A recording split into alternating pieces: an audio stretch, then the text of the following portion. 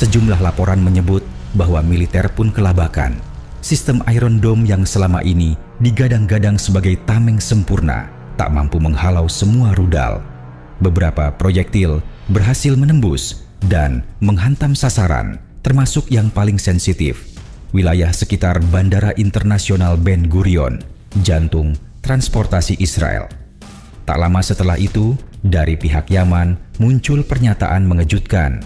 Juru bicara militer Houthi, Jenderal Yahya Saree, secara terbuka menyatakan bahwa serangan rudal tersebut memang ditujukan ke area strategis itu.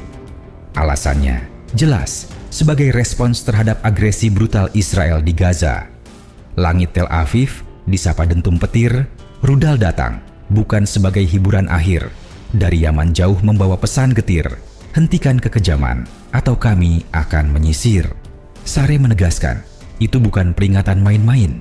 Itu adalah babak pembuka dari rangkaian serangan yang bisa lebih besar, lebih terkoordinasi, dan lebih menghancurkan jika Israel tetap membabi buta di Gaza. Situasi ini membuka mata dunia bahwa Israel dengan segala teknologinya tetaplah rentan. Tidak hanya infrastruktur, tapi psikologis warganya juga terguncang. Serangan itu bukan cuma menggetarkan langit Tel Aviv, tapi juga meruntuhkan mitos ketangguhan yang selama ini dibangun dengan narasi sepihak.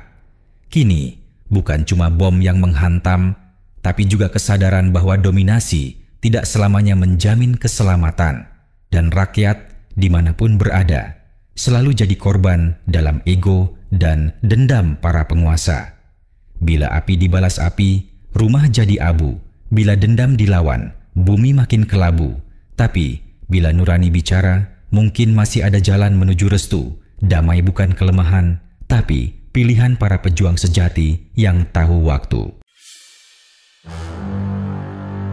Dalam riuh pekik siren, dentuman ledakan, dan reruntuhan yang menyisakan debu serta trauma, Israel kini menghadapi kenyataan pahit yang tak dapat dielakkan. Kerugian materi yang melampaui batas logika. Kementerian Pertahanan Israel secara resmi merilis taksiran awal atas dampak ekonomi yang ditimbulkan dari eskalasi konflik yang terus membakar kawasan. Angkanya sungguh mencengangkan, lebih dari 4.500 triliun rupiah atau sekitar 300 miliar dolar Amerika Serikat. Angka ini bukan sekadar simbol statistik.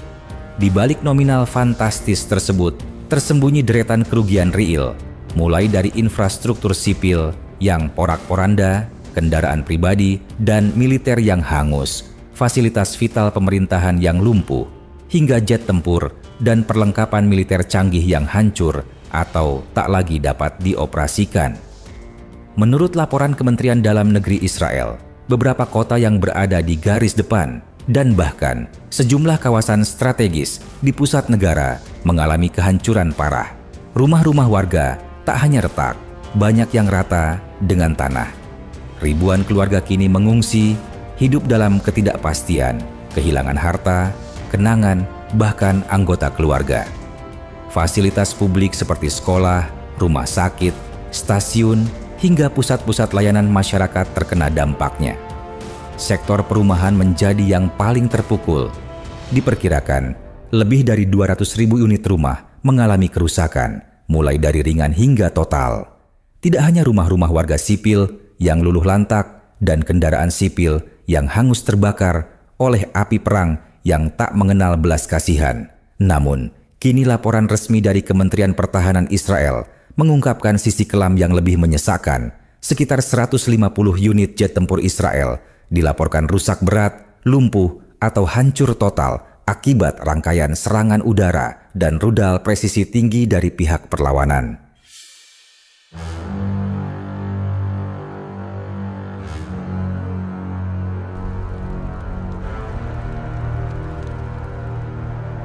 Israel lagi pusing berat.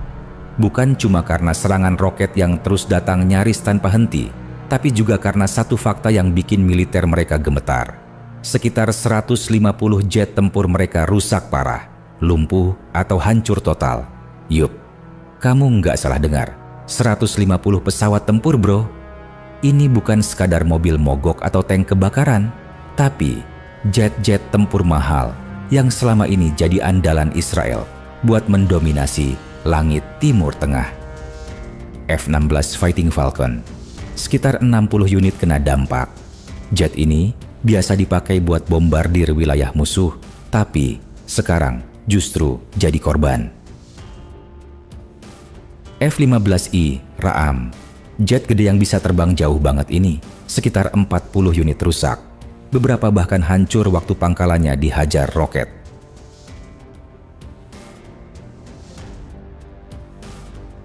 F-35 Lightning II.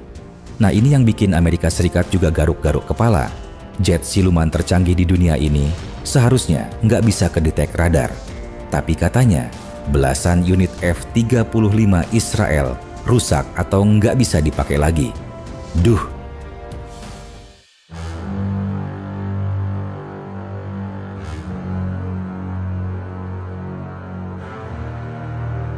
Drone tempur and pengintai.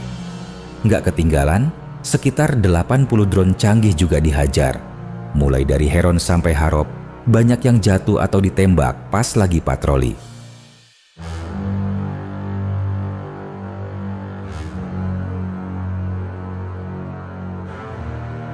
Loh, kok bisa? Bukannya mereka punya Iron Dome? Ini yang bikin banyak orang heran. Israel kan terkenal punya sistem pertahanan udara canggih kayak Iron Dome, David Sling, sampai Arrow. Tapi ternyata serangan-serangan kemarin bukan cuma fisik, tapi juga digital. Jadi gini, ada laporan kalau sistem radar dan komunikasi mereka sempat diacak lewat serangan siber. Selama beberapa menit, sistem mereka lumpuh. Nah, waktu itulah rudal-rudal lawan datang dari berbagai arah, langsung menghantam pangkalan udara kayak di Negev, Tel Nov, sampai Hatzerim. Beberapa jet yang parkir di hanggar atau shelter bawah tanah pun nggak selamat. Dulu, Israel dikenal sebagai penguasa langit.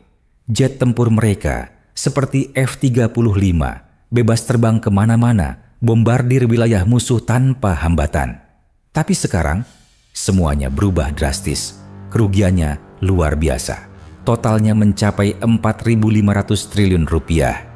Dari jumlah itu, 2.800 triliun rupiah adalah kerugian dari sektor udara saja. Coba bayangin, satu jet F-35 harganya hampir 2 triliun rupiah. Itu baru harga pesawatnya. Belum termasuk rudal, sistem elektronik super canggih, sampai biaya perawatan yang mahal banget. Sekarang, ratusan jet itu rusak parah, jadi rongsokan terbang akibat serangan rudal dari kelompok perlawanan. Pangkalan udara terbakar, landasan pacu rusak, bahkan sistem pertahanan seperti Iron Dome pun ikut jebol. Tapi anehnya, masih ada aja yang bilang Israel masih kuasai langit. Padahal, kenyataannya jauh berbeda. Sekarang, ratusan pesawat tempur rusak, pertahanan udara mereka lumpuh, dan anggaran militer bocor kemana-mana. Masyarakat Israel pun mulai frustrasi. Mereka marah karena dana untuk kesehatan, pendidikan, dan kebutuhan umum malah dialihkan untuk perang yang gak kunjung selesai.